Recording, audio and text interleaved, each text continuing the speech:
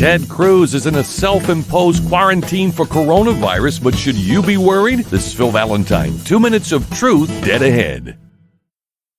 The Democrats are in a full-court freakout over coronavirus after Ted Cruz self-isolated after coming into contact with someone who tested positive for coronavirus at the CPAC convention. Senator Chris Murphy from Connecticut was on Face the Nation on CBS to blame Trump. I think we have no concept of the scope of this epidemic yet because we have not been able to test. And what is unforgivable is that the administration didn't see this coming and didn't put the resources in early. Wait a minute, aren't these the same folks who were calling him a xenophobe because Trump actually curtailed travel back and forth between here and China? Now all of a sudden he's not doing enough to contain the coronavirus. What do you expect him to do?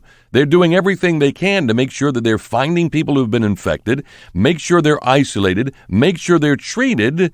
What else do you want him to do? And then when he had another cruise ship where we had 21 people on there infected, 19 crew members and 2 of the passengers, Trump wanted to keep them on the cruise ship.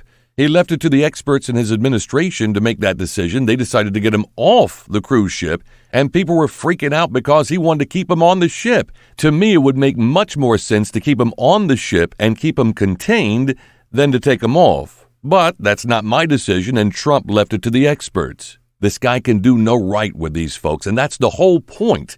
Don't forget Rahm Emanuel. You never want a serious crisis to go to waste. Well, the Democrats are the ones creating a crisis, and they're certainly not letting it go to waste.